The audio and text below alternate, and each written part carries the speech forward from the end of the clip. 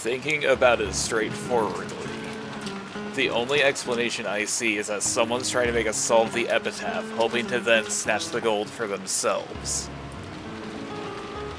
I agree. If they'd already solved it, they could just take it. There'd be no need to challenge us to solve the riddle. It's a prank by one of the servants. They must be hoping to pick up the scraps from the celebration if the gold is found. I cannot imagine that any of our servants would do such a thing. Or, maybe one of us sent the letter pretending to be a servant. If that's it, you're the most suspicious one. You schooled Maria-chan on her part and made her read the letter, didn't you? I wouldn't do that.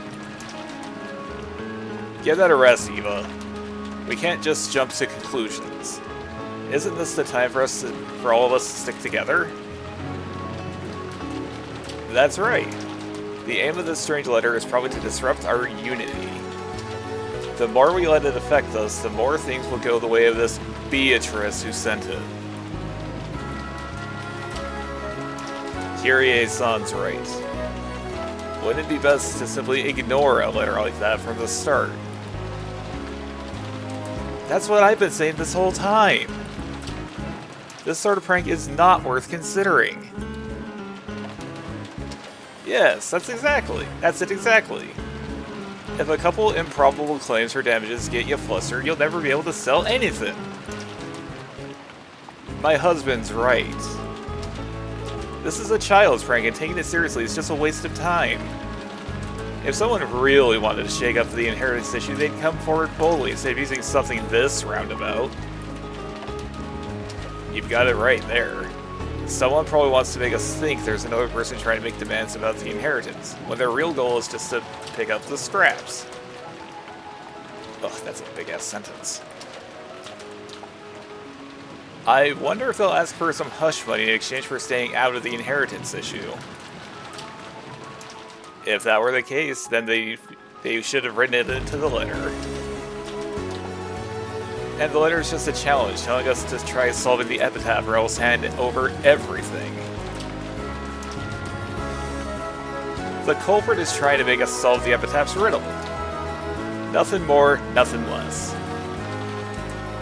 So it's simple. If we worry about this letter, we lose.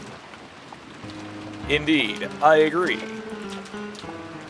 After that big mysterious show, like something out of a mystery novel, we've all gotten a bit too wrapped up in this.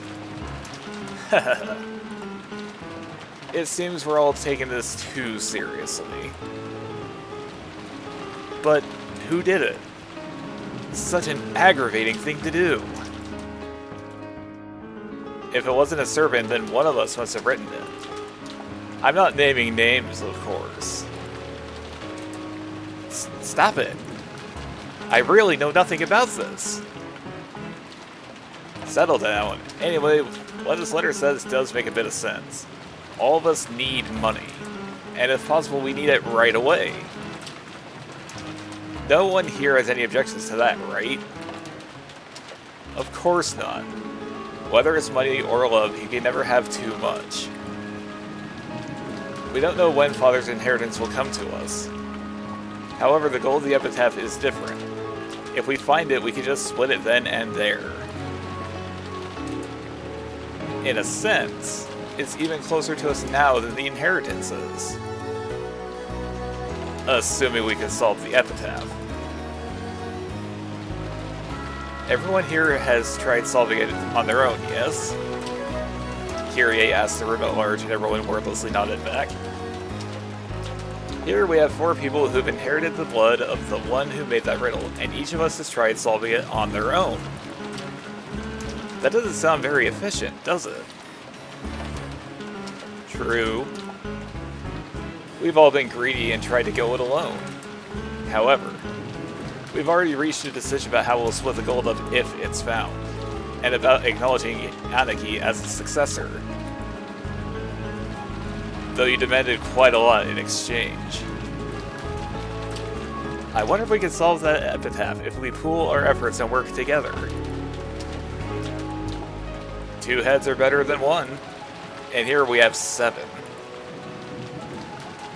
Today we reached a general agreement about the inheritance problem. Why not take a shot at the epitaph for a bit of fun on the side? Nice idea! Let's give it a try and call it a break. Ridiculous. Of course there's no hidden gold. Take it easy. Just think of it as a game. Let's have Goda-san bring us something cool to drink. We can take a break and all play riddles as a big, happy bunch of siblings for once. Well, the night is long. It would be at least more productive than pointless inquiries into father's health. I'll ring up Goda-san. He can bring us something. Let's have tea and sweets. Oh, and a map of Taiwan.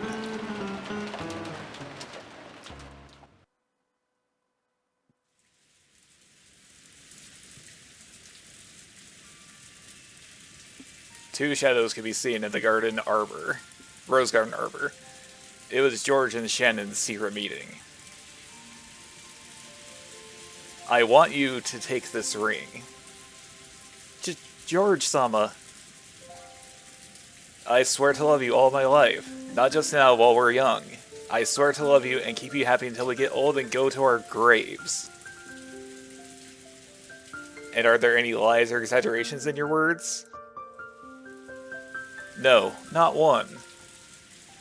I'm confident in my resolve to love you and build a happy household together with you. And what would this happy household be like? Well, it'll be full of happiness. We'll have a house with a car and a yard. And 1 dog. Just 1. The yard will have a vegetable garden. The kids will run around and we'll smile down on them from the balcony. That's what our typical future Sunday will look like. That would be wonderful.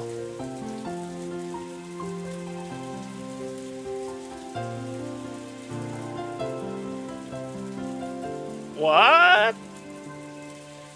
Those two are going out? Shh. Why are you so damn loud? Maria will wake up. I see. So that's how it is. Now that you mention it, they seem to have a pretty good mood going on there. That's right, we're about the age where you fall in love.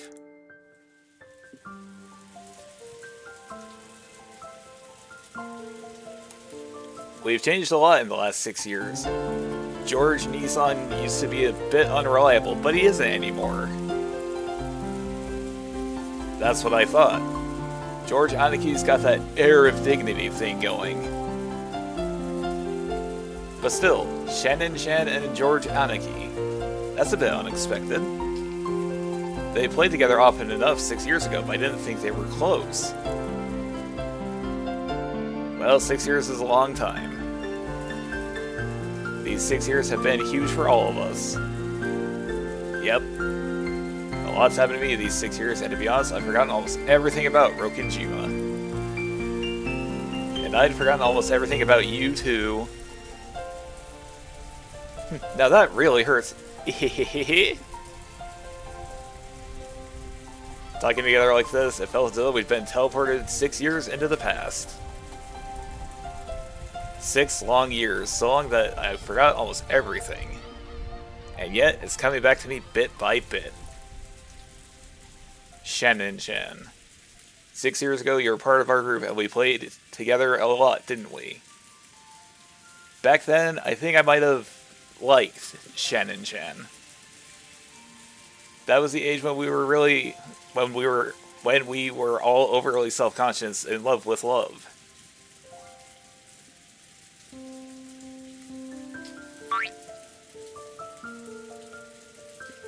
Bittersweet memories of jokes involving melodramatic, flippant words. That takes me back. I think I remember saying all kinds of stuff that I'd be way too embarrassed to say now. Yeah, just remembering it makes my face go red. Hehehe. Shannon might be a bit scatterbrained, but her memory is incredible. Guess I'll just have to ask her all about your dark, embarrassing history. Quit it. That was 6 years ago. The statute of limitations has gotta be up. I see. So Shannon Chan's going out with George. What am I thinking? Could this be jealousy? I didn't really think about it until now, but that thing Shannon Chan mentioned and I had back then was probably my first love. Well, it's not like I have any right to be jealous after forgetting the whole thing until we met again.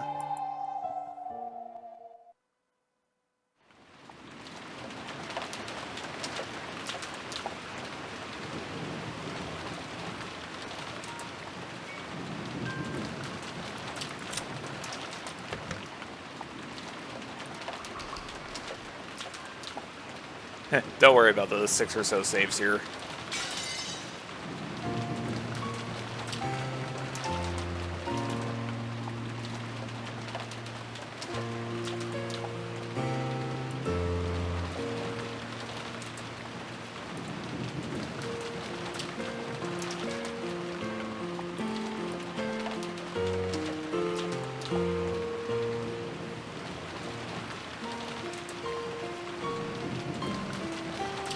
Okay, give me just a quick second. I will get Resident Evil started.